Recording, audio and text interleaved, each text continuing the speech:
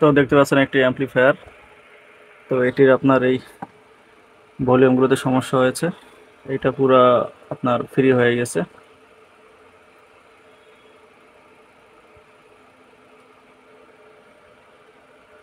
তো আমি এই ভলিউমগুলো এখন চেঞ্জ করবো, অলরেডি একটা চেঞ্জ করেছি, এখনো আপনার এইটা ভালো আছে।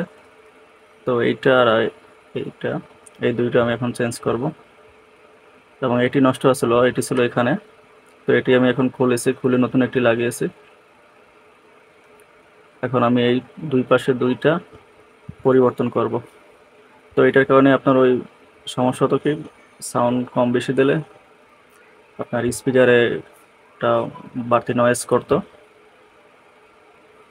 তো যার কারণে আমি এখন এই ভলিউমগুলো পরিবর্তন করে দিতেছি। সেক্ষেত্রে আর এগুলো ঘোরালে স্পিকারে বাড়তি নয়েজটা করবে না এবং স্মুথলি আপনার গান বাজনা চলতে থাকবে।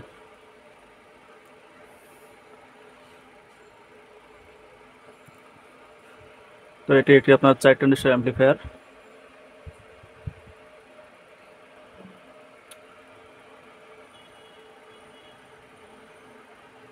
আপনার মাইক্রোফোন সিস্টেম রয়েছে এখানে, সামনে রয়েছে ইউএসবি সিস্টেম। এটা আপনার নন ব্লুটুথ ইউএসবি, চাইলে আপনি ব্লুটুথ ইউএসবি লাগাতে পারেন। সেক্ষেত্রে আপনার কানেকশন ছাড়া, মানে কর্ড ছাড়া আপনার ব্লুটুথ কানেকশন দিয়ে তারপর বাজাতে পারবেন। এটা আপনার ইউএসবির সুইচ, এটা হলো লেভেল লাইট, এটা হলো মাইক্রোফোনের ইনপুট।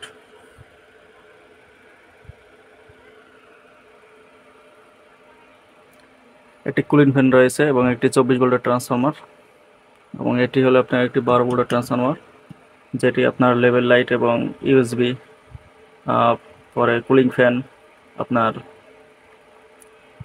বেস্টন সার্কিটে পাওয়ার সাপ্লাই দেওয়ার জন্য এই বাড়তি 12 ভোল্টের ট্রান্সফর্মার ব্যবহার করেছি, এবং ইউএসবি সার্কিটের জন্য আলাদা একটি 78 ট্রানজিস্টর ব্যবহার করেছি, দেখতে পাচ্ছেন। এবং এখানে রয়েছে একটি ফিল্টার সার্কিট, এখানে রয়েছে দুটি ফিল্টার সার্কিট।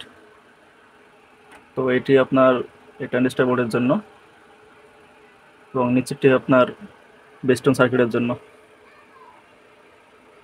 তো আমি এখন এর সবগুলো ভলিউম চেঞ্জ করব, তারপর আপনাকে সাউন্ড শোনাবো।